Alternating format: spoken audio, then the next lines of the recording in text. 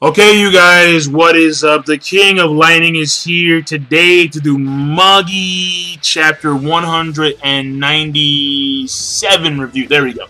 So, this week's chapter Magi. I'm tired, so bear with me. Please, bear with me.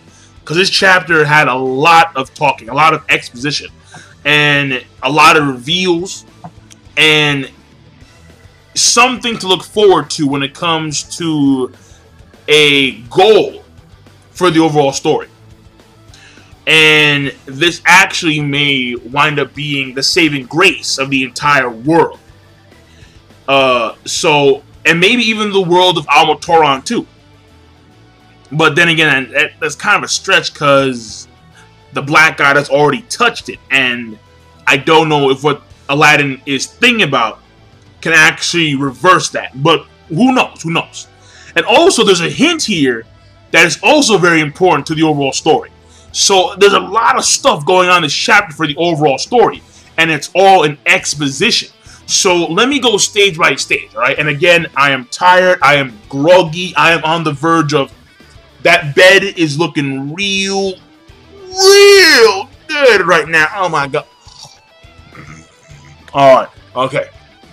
I'll work it out. So, first things first, and we're going to go step by step so we can organize this in a nice fashion because there's a lot of stuff here. And again, I'm going to try and stay awake. Alright, so, first things first.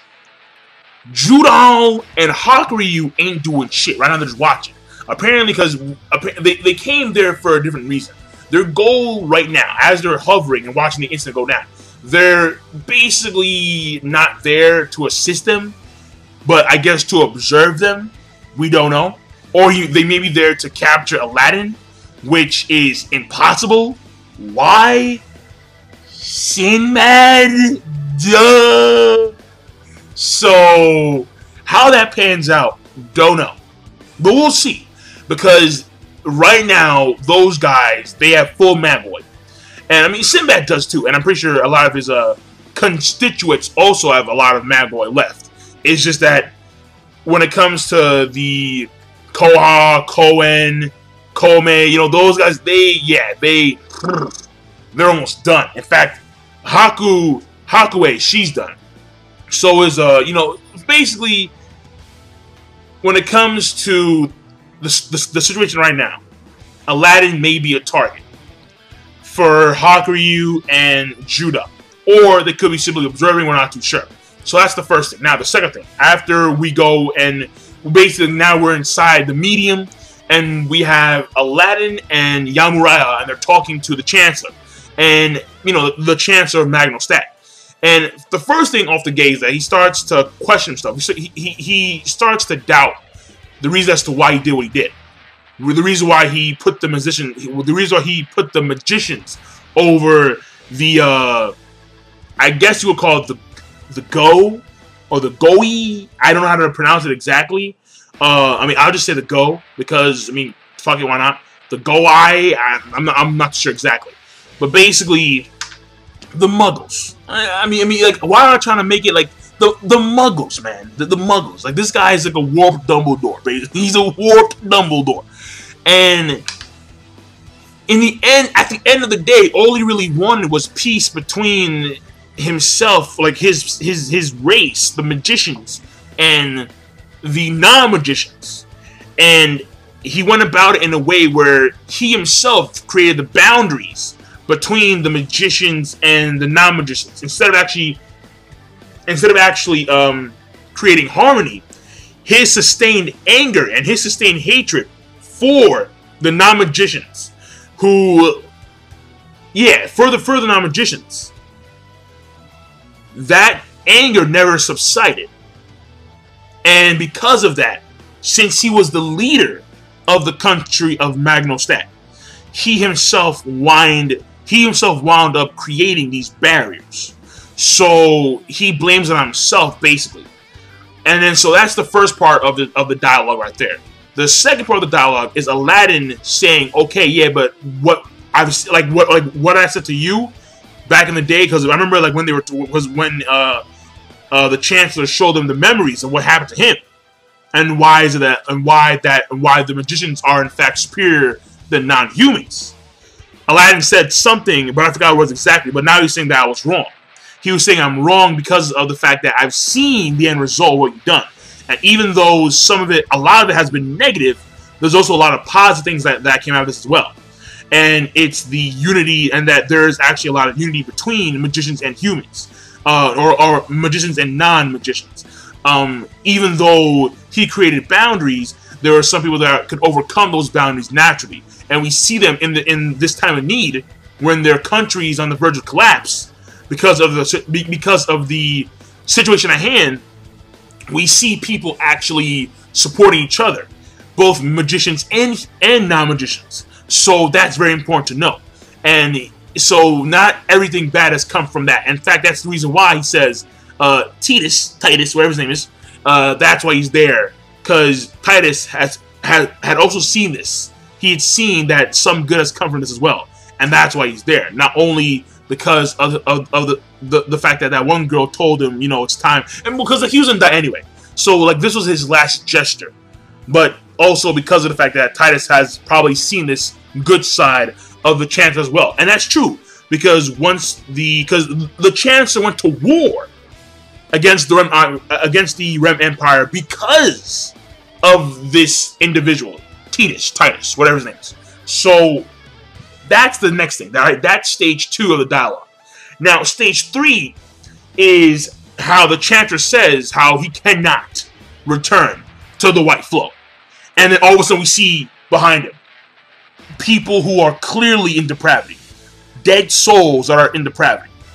And they apparently cannot return to the Great White Flow. And that's something new. That's something very new.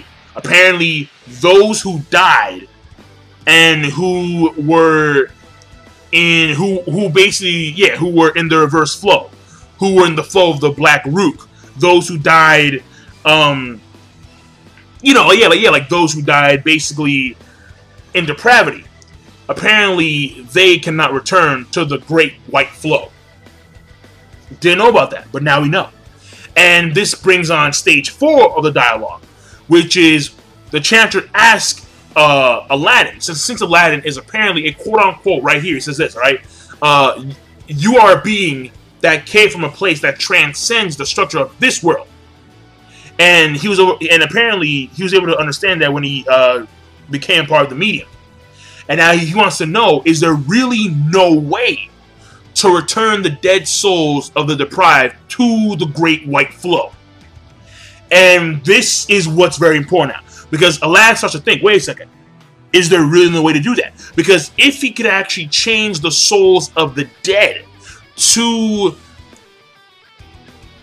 go back, like if he could alter their fates, even though they're already dead, if he could somehow alter the fate of the dead and change them back to the great, and change their rook back to the White Rook, the Rook of Fate, the Rook of Progression, then maybe they could actually end a majority of the conflicts, if not all the conflicts in the world. Because there'd always be a trend towards progression, not regression. And that's why I kind of state that maybe they could change back Al-Matoran to the way it was. Because technically it's a world devoid of life. But the reason why isn't, well, A, because, you know, the Black God touched it. But B, because it's probably because of the fact that there's just an overabundance of Black Rook. It's basically it. It's a world devoid of White Rook. It's a world devoid of the Great White Flow. And that world is dead. So maybe if you could revert that flow and somehow undo what the Black God did, you can return Al-Matoran to the Great White Flow. So that's why I'm saying maybe they can do that. Maybe. I don't know. We're not too sure. But it is a possibility. I'm throwing it out there. Alright, even though the Black God is a deity on a higher dimension, and it's, you know, it's all powerful, higher dimension, and your eyes in touch, you know, I get that. The thing here is that may be a possibility. So that's the stage 4 or 5. I lost track. Well, either way, because we have Aladdin contemplating that. Then the next stage is basically Yamaraya comes in there, and apparently, as Aladdin is contemplating, this somehow segues to Yamaraya talking, and apparently she notifies Aladdin that she was abducted because she was a magician of the royal family of Mustashi, the country that was once there, like, you know, like the country that was once under the protection of the mages, of the magicians. Because I don't know if it's in the same spot as Magnostat. I don't think so. But either way, the thing about it is that she was she was a magician of the royal family, and she was abducted at an early age because the Chancellor did not want her to be caught up in this entire mess of the non-magicians using her to their whims and casting her aside when she wasn't useful anymore, basically. So he saved her in his eyes, but in actuality, initially, once she knew that she was abducted, she started to see the Chancellor in a different light. But at the end of that dialogue, she said that she's happy. She was happy nonetheless. And then so that brings on the next stage, which is basically the final words to the Chancellor.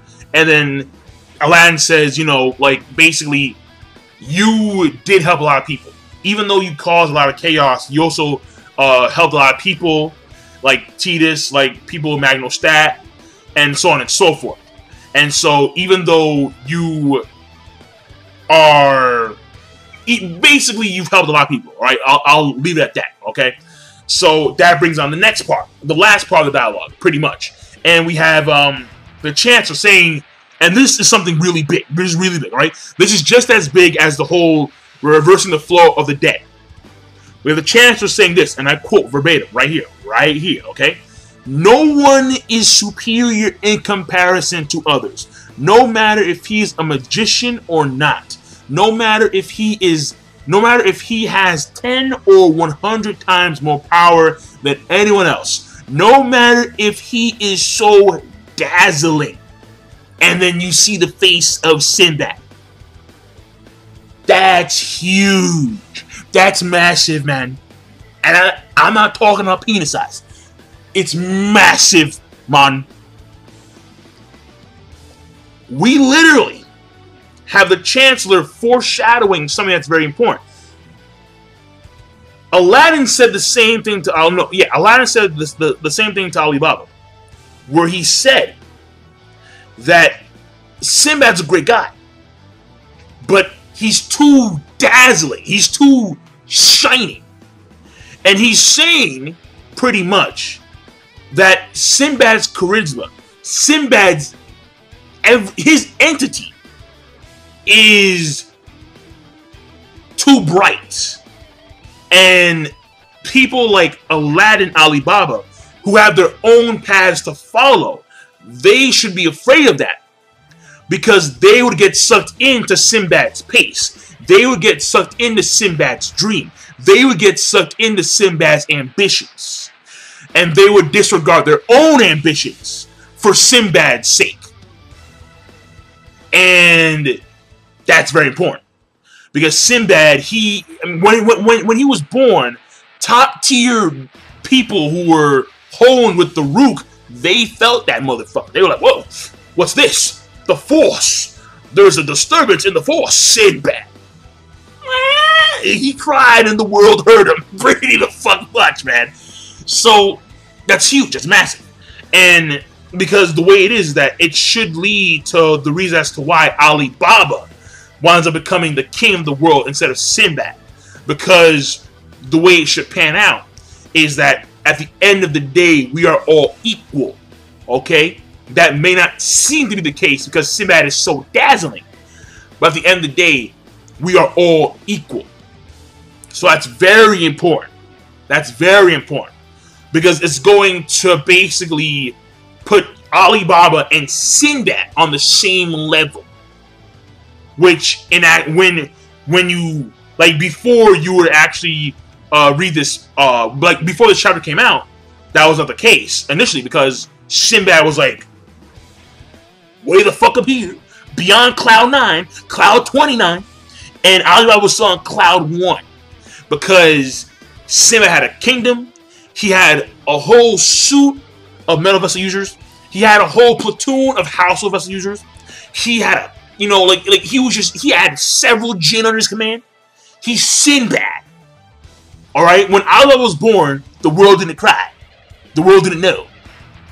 But when this dude was born, the world knew. It was like, whoa, Sinbad is here. So, that's very important. And then we see the Chancellor. So, basically, the medium, after that, the medium explodes. And I am kind of disappointed, because I want to see Haku go in there and, you know, fuck shit up, but no, he didn't. You know, the previous fake Zuko now gone straight up, you know, dark side, straight up dark side. And, you know, basically the medium it blows up. And we have the final, so we have a few things after that. The Chancellor says his final words to his people. And then he says, don't abandon yourselves to him. I don't know who him is exactly. But he says, basically, because someone who lived without being wrong once in his life does not exist. That's true, very true. The Chancellor disappears in the mass of Black Rook. Tidus follows. His essence follows. And then what we see here is that we see Empress Gyokyuin, alright, this evil bitch, okay? So she's complaining about how the core of the medium was weak, and they need a strong core. And it's notified that Rem's Magi is dead. So you know, Sherazade, she's gone, she's dead. And I mean, it's heavy. And will a new Magi come in there? We're not sure exactly. But she says, yeah, it's good news. So she's obviously evil. And then apparently Tidus' soul went to the Guardian, but it went to the Sacred Palace. All right, it went to the Sacred Palace, and Ugo's already there. I don't know why, but apparently, maybe because he's part Magi, kind of ish, sort of. Don't know. But Tidus may come back. Tidus, he may come back. After some time with Ugo, he may just, you know, get a body and be like, yeah, yo, I'm back. I'm back in the flow, man. So, like, it's crazy right now. But the chapter reading overall, I thought it was a great chapter. It was dialogue heavy, but that dialogue, that exposition, is very important. And the stuff that did happen, the medium is now destroyed. It's gone. The Black God no longer is there. Tidus, for some reason, is in the Sacred Palace. So, I mean, that's big stuff. That's big stuff. So the chapter reading overall, again, is a great chapter.